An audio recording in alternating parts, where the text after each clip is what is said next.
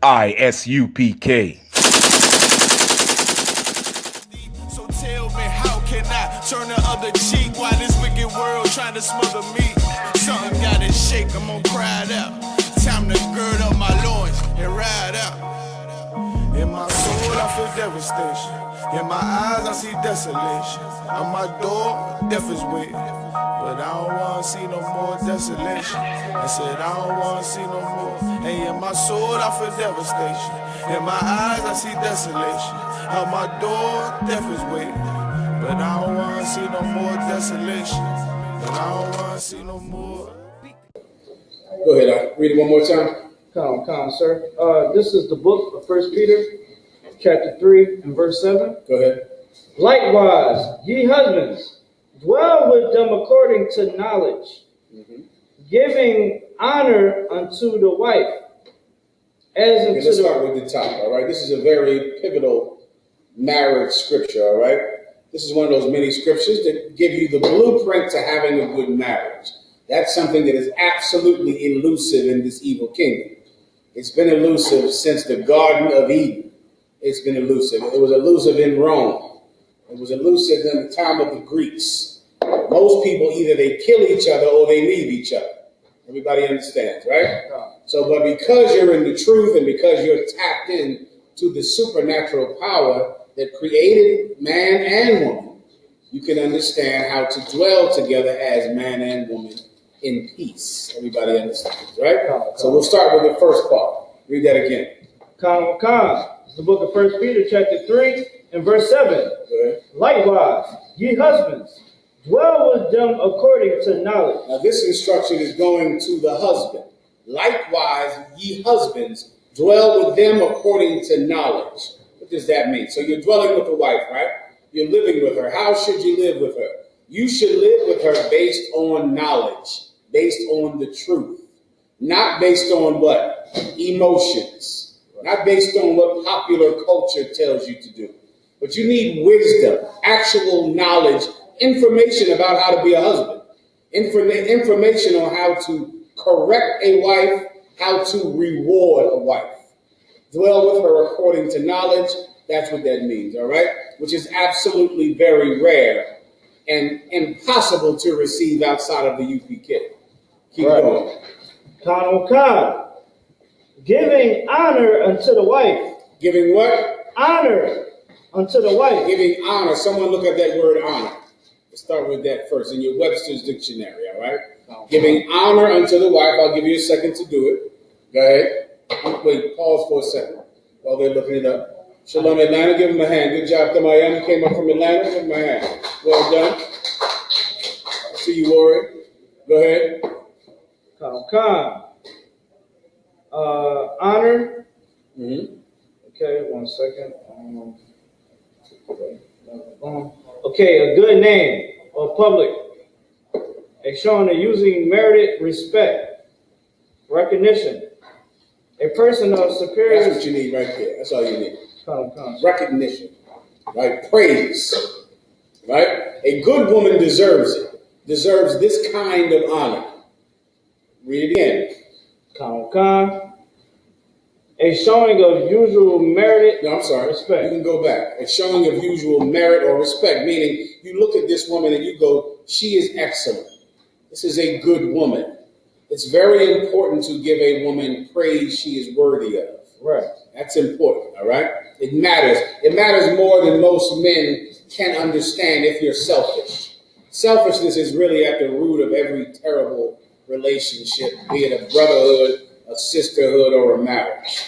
Selfishness. Right. I don't know how people expect to have any good marriage or any good friendship with another person if you only care about one person. Right. You're trying to achieve a dual relationship, two people. So how in the hell can you achieve that when you care about one person? Right. It's virtually impossible. Everybody understands. Okay, go back to honor. Honor her, please. Dwell with them according to knowledge, giving honor unto the wife. Keep going. As unto the weaker vessel. Right, you want to read that all the way through. Go start again. Giving honor. Giving honor unto the wife as unto the weaker vessel. Giving honor unto the wife as unto the weaker vessel.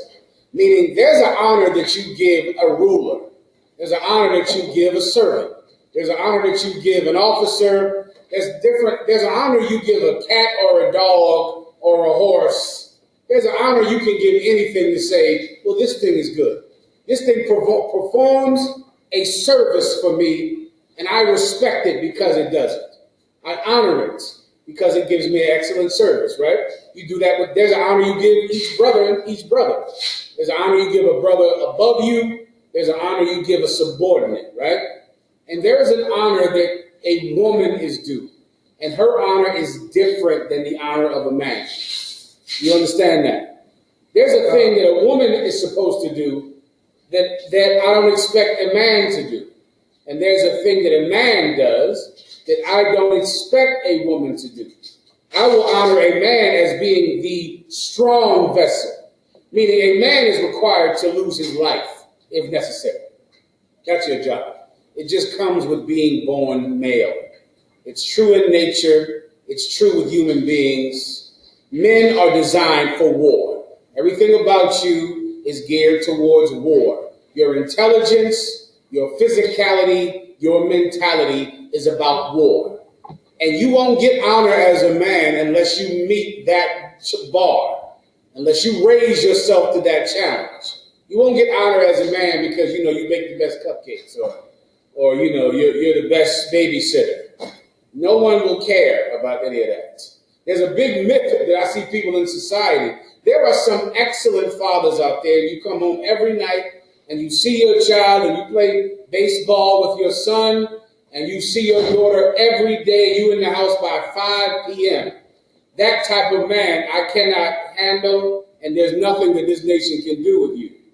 If all you care about is your kids and being with your children and seeing your child every day and making sure that your wife sees you, you're an excellent father. The problem is you're a terrible man. Because men have to sacrifice time with their families so that other people can have families. Right. Does anyone understand? I don't think you do. I pray so. Right? It's good to have a family. Honey, I'm home every day at 5 p.m. Surely that's what she wants, right? She wants you there. She's looking at the clock, making sure at 5:30 she's plotted the time it takes on her phone for you to get from work to that house. Now, you add 10 minutes to that if you want. It's a serious problem in there. That's right. And she wants you to be with your kids, to take them to the Chuck E. Cheese, and to go take them places, and to hug them, and to put all the pictures of them on Facebook. And if you do it, then you will make her very happy, and your children will have a positive role model at home. That's perfect and wonderful for your house. But how do I save the lives of those people dying and suffering outside of your house? I need you to come with me out of your house, away from your family, away from your Shalaki. Yeah, what you mean? Try to cut. No sweat. Come on, one cut. No sweat. Come on, one cut.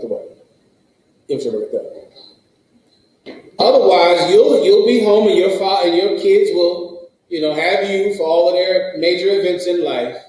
And this nation will die of drug addiction and child molestation and crime and police brutality and murder. Someone has to leave their family so that other people can have families. If you don't understand that, look at the U.S. military. Right? There are people in Iraq who have not seen the birth of their child. So many women say, you must be there for the birth of this child. You have to be there. Well, then they couldn't have went to Iraq and Afghanistan. Right. I don't know how they did that because they didn't see their child. Right. They look at their child over a TV screen. Hey, baby, hey, how you doing? They don't see their children in Afghanistan, but they are off winning a war for their nation. Well, if this nation is going to be a nation, we're going to need soldiers too. And soldiers can't be at home with their kids and their woman. Right. I pray you understand that. Right? That's the kind of thing that a man has to do. A man must do that. He is not weak. And he does not get honor as a weaker vessel. Now, a woman, she gets honor as you would give the weak vessel. A vessel is a glass. So imagine this is a man and this is a woman, right? This vessel is strong. I expect this vessel to have no leaks. It can't spill a drop. If it spills anything at all, I don't throw this cup away because I need this vessel to be strong. This is my weak vessel. So I put the chaser in this one. And if it has a little crack here and there, listen, if it can hold this chaser till the end of class, I'll go, man, that's a hell of a cup, man. That's an amazing cup. I'll give it the honor I would give a weak cup. Not the honor I would give the strong cup. His challenge is much harder. What do you need from a woman? Service. That's what you need. You need her to do the things that are not life-threatening. You understand?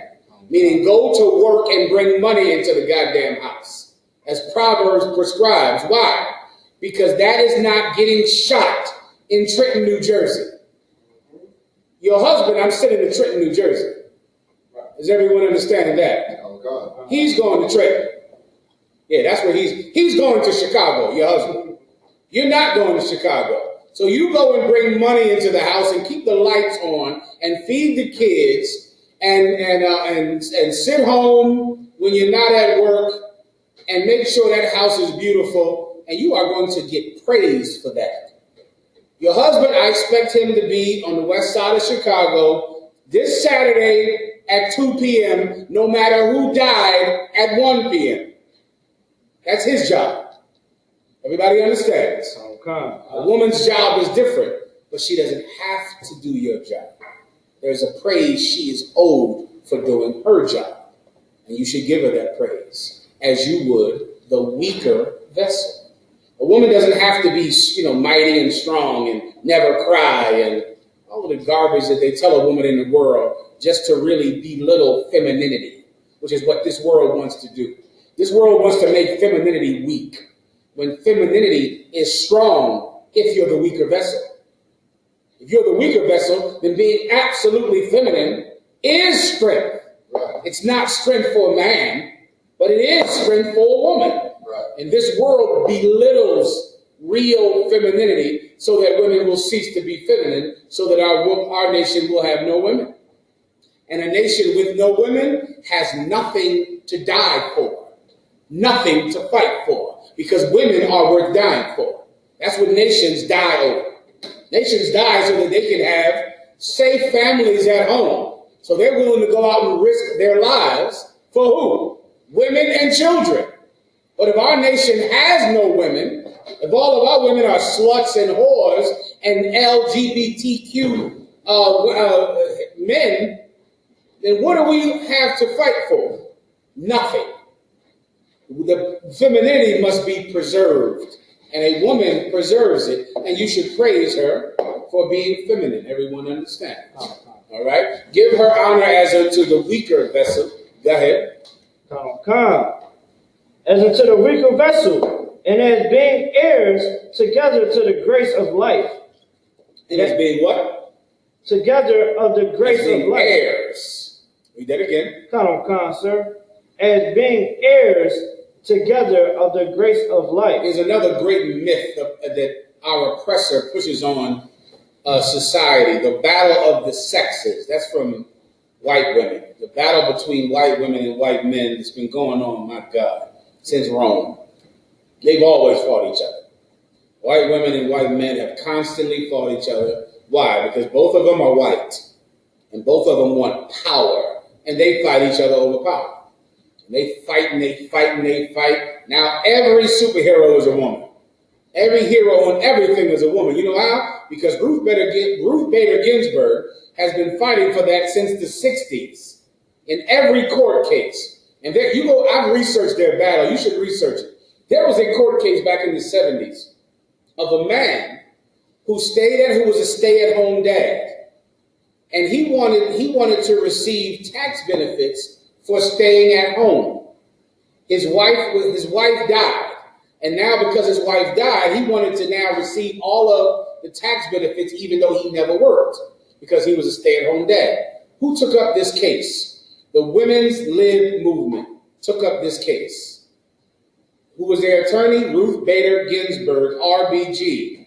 She took up her case and she won. And she won a stay-at-home dad all of the rights that an employee would get if they were working on a job. She did this in the 70s. They asked her, why would she do this? He's a man. You fight for women's rights. She knew that if she could win a case for a man staying at home and getting rights, those rights would go to a woman. And that's exactly what happened. It happened because they fight each other constantly for money. And right now, the white woman is winning with her dog, black and Hispanic women, who bite and fight for white women to get better jobs and to become superheroes for Marvel. They fought each other. And because they fight each other, we think there is a such thing as the battle of the sexes, when that does not exist in our nation. Right. Black and Hispanic women and men, we are not divided at all. Even thinking it is you falling into the trap of the popular society. There is no difference between men and women. Why? Because we are in hell together, both of us. And guess what? Here's the good news. We are both co-heirs to the kingdom of heaven. We're also going to be blessed together, which is what this scripture is saying. You're to treat a woman like, praise her and honor her as the weaker vessel and as co-heirs with you to the kingdom of heaven, because she will also inherit the same kingdom that we all will inherit for obeying the Lord our God. She's not beneath you. She is your partner in hell, and she will be your partner in the kingdom of heaven. Her job is different than yours, and your job is different than hers. But how is that different than any organization? But there's still one. A child's job is different than her job, but that family is still one. A child is clearly not beneath the mother because the mother is willing to fight and die for the child. Right. So that child in every house is the most important person in the house. So how in the hell is a woman not as important simply because she has to obey a man? A child has to obey the mother, and there is no one more important in any house than the child. Both parents are willing to die for that child. Though that child has to wake up every day and do what he is told. Do what the parents tell him to do. Meanwhile, the parents wake up every day trying to feed that child and protect that child. He is the most important person. She is the most important person, but yet she still has to obey her parents. It is no different with a woman. A woman must obey her husband, but she is the most important person to that husband. Does everyone understand? Keep going. And as being heirs together of the grace of life. The grace of life, everybody gets that. The kingdom of heaven, the mercy that God gives us all. She's your partner in that, man. Keep going. That your prayers be not hindered. That your what? Prayers be not hindered. Listen, if you don't do this, then the things you're praying for are being held back. Are being held back because you will not do it. Because you won't behave, you won't deal with her according to knowledge, not according to, TV or however you think you should be treating your wife. All that, whatever you think you should be doing for her, mainly just not getting another woman. That's what you think your entire burden is to a woman. It's just to not get another woman. That's your entire burden. Why do you think that? Because that's what she tells you. She tells you that the most important thing is that you do not get another woman. So you say, okay, baby, I'm just going to molest your daughter. But you're my only wife. But I'm going to molest your daughter, molest your son, have sex with your mother and your sister, but I got a wedding ring on. You're my only wife. You're an idiot. You're stupid. A man can have more than one woman. It's up to you, brother. If you want more, if you want 10 of them, that's up to you. If you want none of them, that's up to you. But your value as a man is not determined by whether or not you have another woman. Another thing that's so stupid is you thinking you're less of a man because you don't make money, the money that I guess people on TV make. I don't know. What do you feel bad because you're not getting paid what a rapper makes on TV? What in the hell is wrong with you? That rapper does not make that much money. You know how stupid you have to be to look at someone on TV with gold chains and gold teeth and Benzes and say, I'm not a man? That's not his money. Have you seen Unsung? Raise your hand if you've seen Unsung. Okay. Who is on Unsung, Tamayam? Everybody we thought was rich as a child. Every single person that you looked up to go, man, he got it made. They're on Unsung driving a cab in New York. All of them. Meanwhile, you thought you were not a man because you didn't have his money. What does that really mean? If money makes you a man, then white people make you a man. That's what that means. Because, of course, you get your money from white people. And you wonder why a rapper is wearing a dress to be a man. That's why he's wearing a dress. You understand how stupid and ridiculous this place is? How's he going to feed his kids? He'll have a daughter somewhere. He'll have a mama that needs a house. He doesn't have cousins that don't have any money. Well, do you understand the only way that he can be a man is to wear a dress? What are you saying? You wouldn't wear a dress to feed your kids? To get your cousins out of jail and to give your mama a house?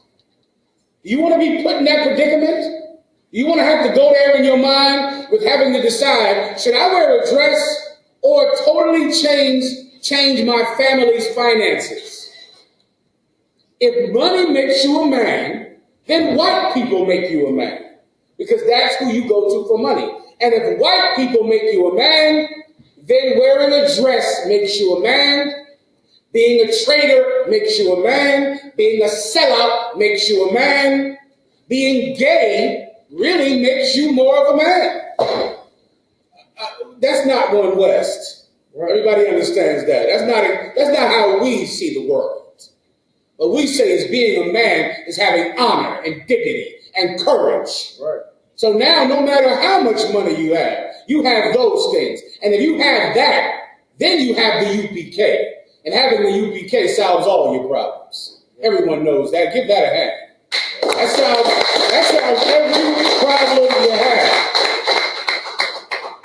You got a money problem, you come see Commanding General YAHANNA. He solves money problems. You got a woman problem, you come see Commanding General YAHANNA. He solves women problems. You got a court problem, a prison problem.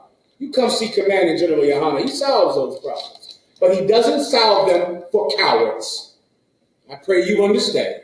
He doesn't solve them for sluts and bitches. He doesn't solve their problems. I pray you understand. Next. Go ahead. So, like, sir, he also wanted a breakdown on verse 8 as well. Mm-hmm. Verse 8, finally, be ye all of one mind. Who is the all that should be of one mind? Men and women. Husbands and wives. Don't get caught up in some battle of the sexes garbage.